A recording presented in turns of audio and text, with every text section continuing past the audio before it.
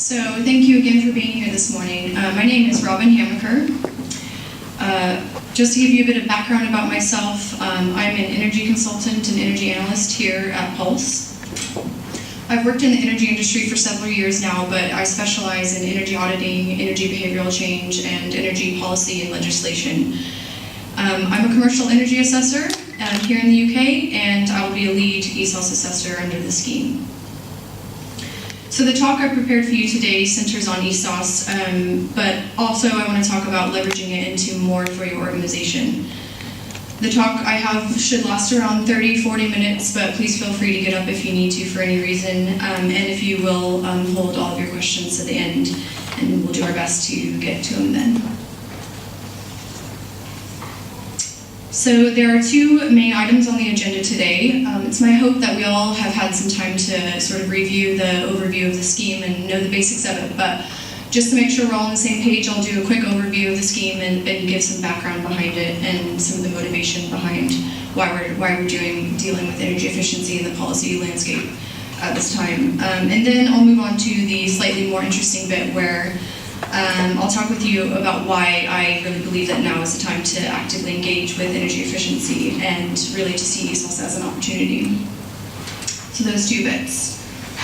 And overall, it's just my goal for you to leave the presentation not only with basic understanding of ESOS, but as well as some motivation to really leverage it into more for your organization. So let's get started. This is a review for most of you, but hopefully I think a useful review. So ESOS stands for Energy Saving Opportunity Scheme. It is the way that the UK will be compliant with the EU Energy Efficiency Directive of 2012. So Article 8 of the EU Energy Efficiency Directive mandates that large organizations, carry out independent energy audits.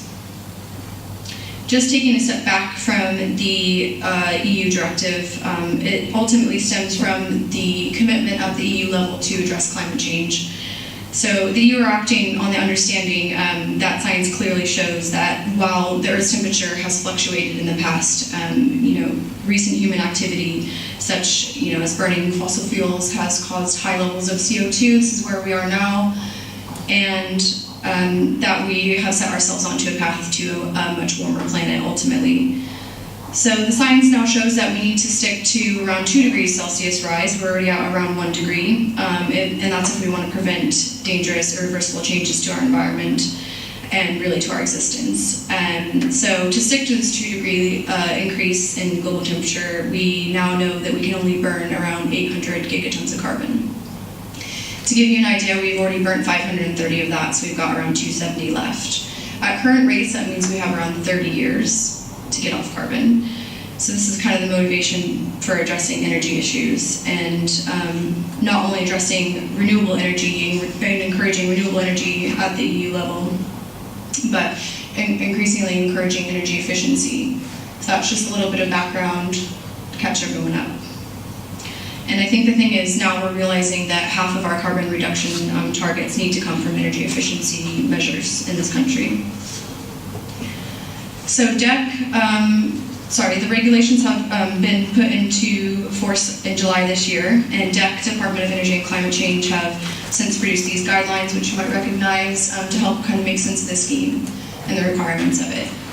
So there are 3 main requirements from the scheme. Just three basic requirements, and the first is to measure energy consumption for your whole organization. So that's transportation, building, and industrial energy use, and that's over a 12-month period.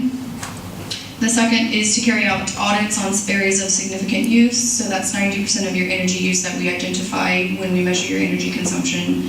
And then third, identify energy saving options and opportunities and report compliance to the government. So 3 main things. And who's it for? Large businesses. Large businesses under the scheme mean based on the number of employees, so 250 employees or more, or on financial criteria, so you've got one or the other. And financial criteria are 50 million euro annual turnover and 43 million euros on your balance sheet. So that's just a kind of overview there. And now the key dates are two key dates, really. 31st December this year is the qualification date. So if you meet the criteria of a large organization by 31st December this year, so based on number of employees or financial criteria, then you qualify for the scheme. And then the second date is 5th December next year, 5th December 2015. That's when you need to submit compliance by. So keeping in mind those 2 years, this is a diagram, a timeline from DEC. You've got the qualification date there in green and the compliance date there in red.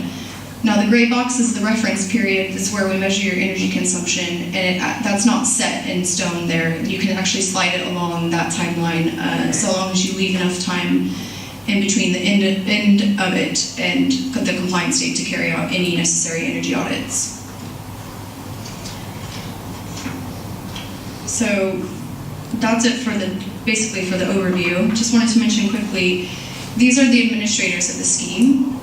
They're all overseen by the Environment Agency. Those are just different regional ones. I think it's important to mention these organizations just because this is who you'll notify of compliance, and this is also who is tasked with enforcing the ESOS. So the Environment Agency has reserved the right to impose penalties of up to £50,000 and other things such as publication of those organizations which are non-compliant. So that's basically the overview I have for you, and happy to answer more detailed questions if we have any later on. So now that we're all up to speed on the basics, I just kind of want to switch gears now and talk about leveraging ESOS into more for your organizations.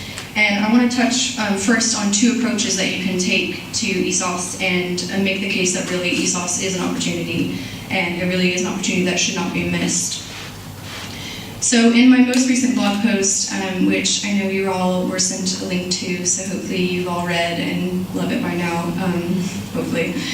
I talk about these 2 approaches to ESOS, and I originally wrote this piece because of some of the feedback I was getting about the scheme.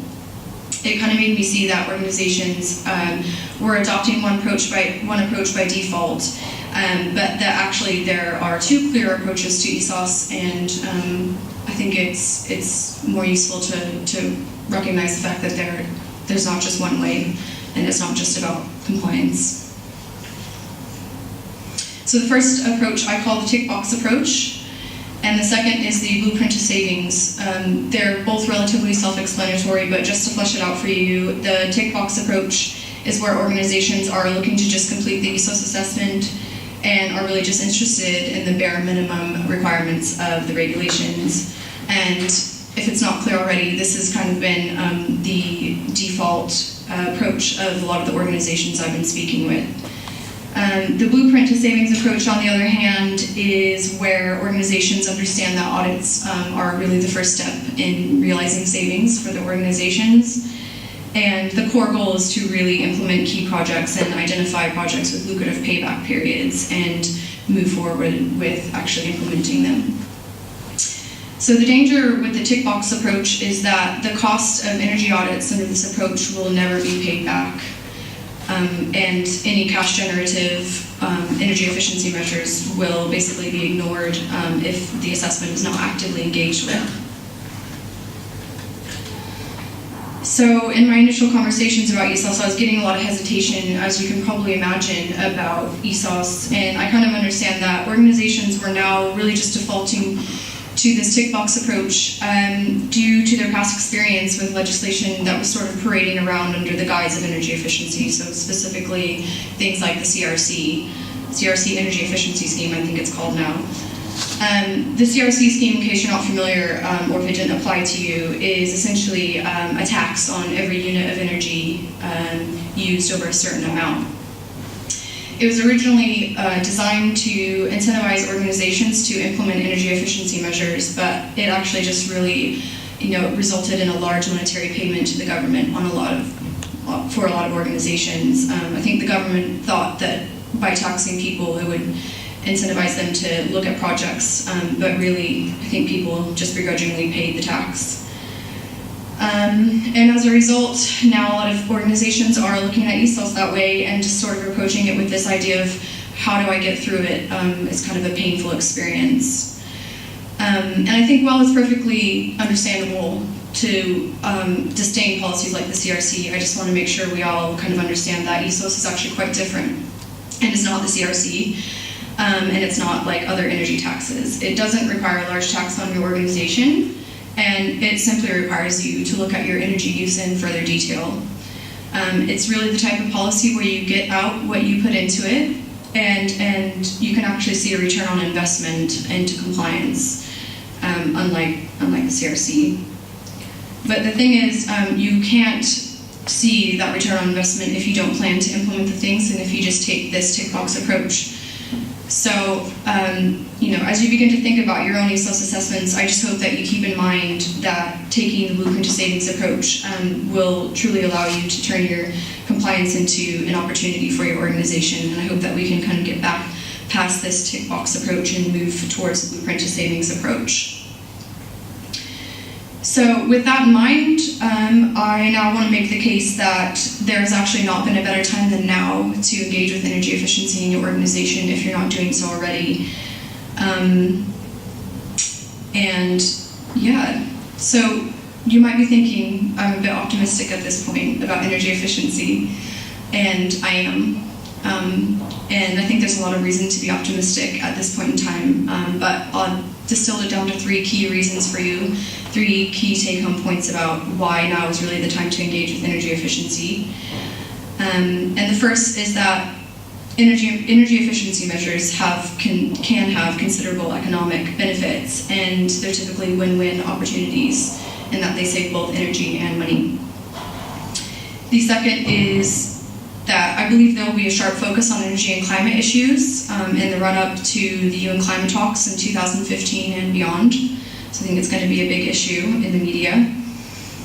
And finally, I'm optimistic about energy efficiency at this point in time because I believe that ESOS is well written, and I think the way it's been devised, there are several aspects about it that have me convinced that really, now we actually have a well-written energy efficiency policy at this point in time. So I will take these in turn and explain in further detail and sort of flesh them out for you, and get started there. So the first reason I'm convinced that now is really the time to engage with energy efficiency is, and therefore your ESOS assessment really, is that research consistently shows at all levels that there are potentially substantial economic benefits from saving energy. So I said at all levels. At the global level,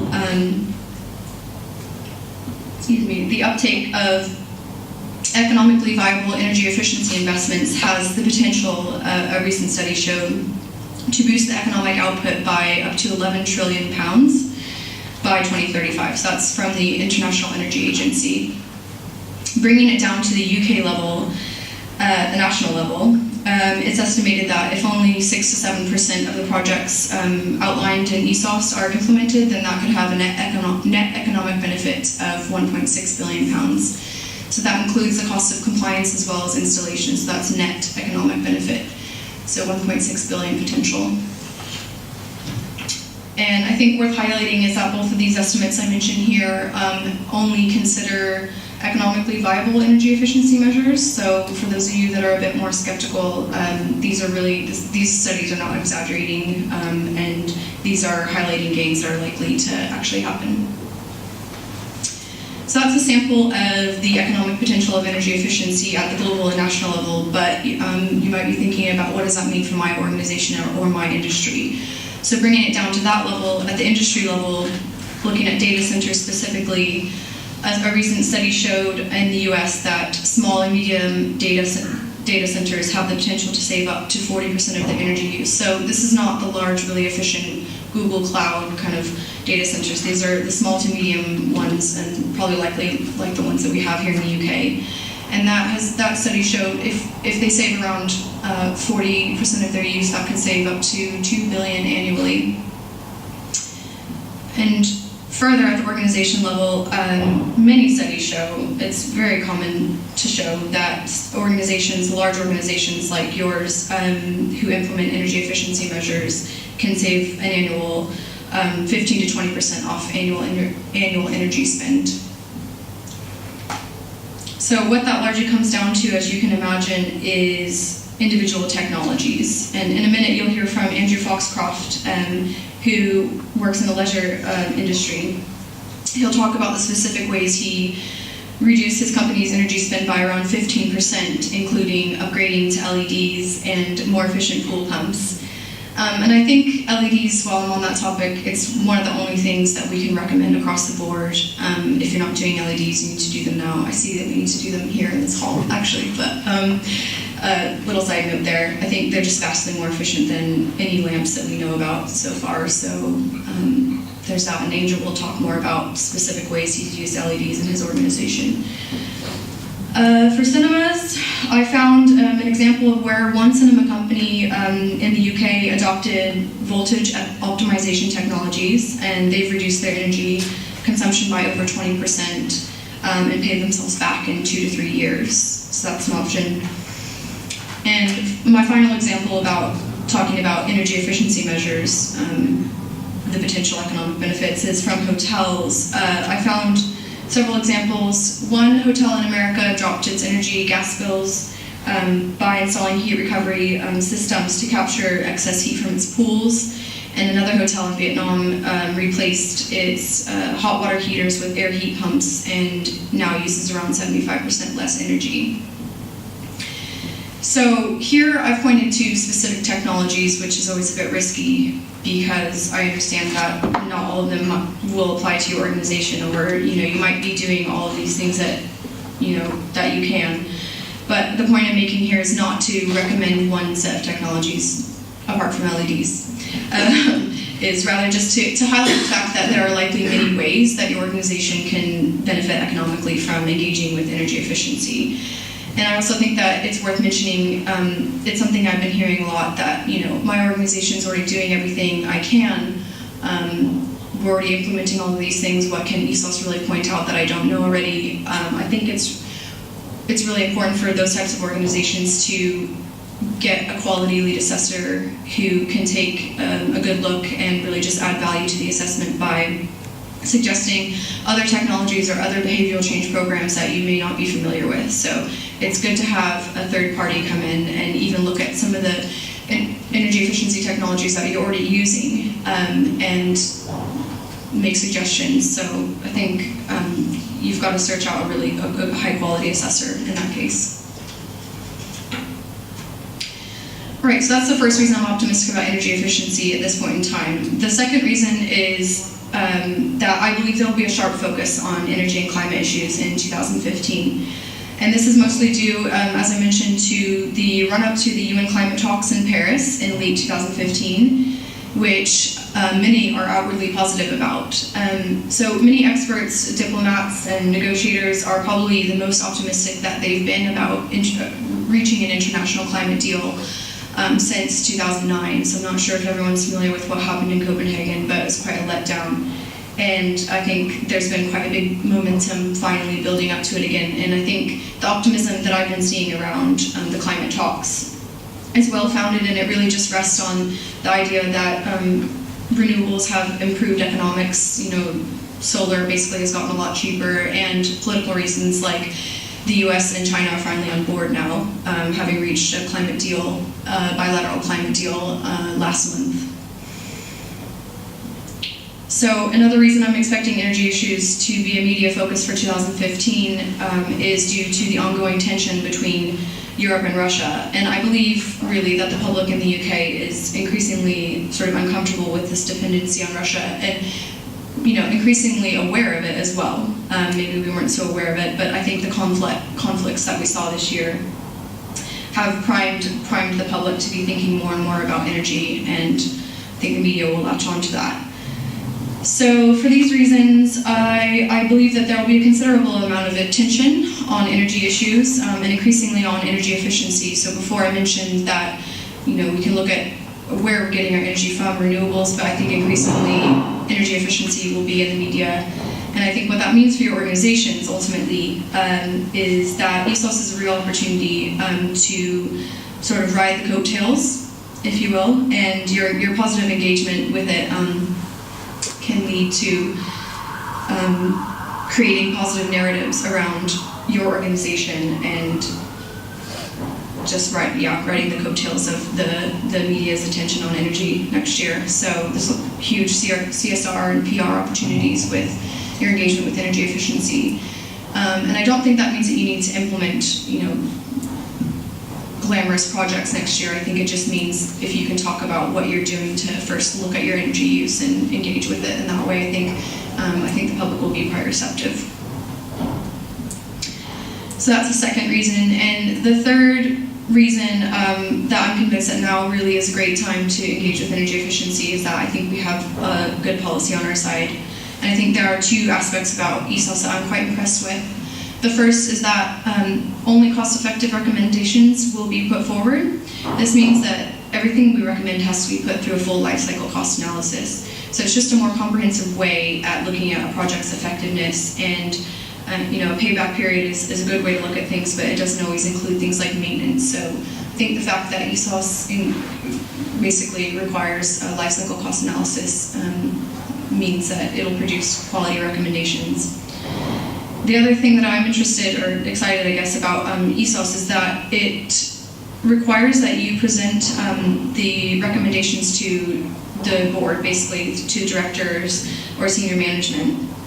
And I think this is important because the audits will actually end up in the hands of the people who have the ability to ensure that they're carried out, people that are in charge of the capital spending. So, some of you are facility managers, whereas before, if you were doing energy audits, you might have been personally really excited about it, but then, you may not have any influence of actually implementing any of the suggestions. But ESOS actually requires it to be delivered up there, and I think it'd be surprising if, senior management saw some of these projects and turned them down. So I think that's basically, I think ESOS makes real strides in producing a useful report that is designed to fall in the right hands. Right, so for those three reasons, the fact that energy saving measures have the potential to and have been proven to really to save and even generate money, and the fact that energy and climate issues are going to be a focus of attention in 2015 and beyond, and the fact that I believe ESOS is a well-written policy, I think I'll just put it to you that now truly is the time to engage in energy efficiency and for seeing ESOS as an opportunity. I think that's all I have, so thank you for your time. I just want to say I'll be around all day, so if you have specific questions about your organization or want to talk more about how to move forward with it, with your assessment, feel free to find me, but also there's my email address. I think that's it.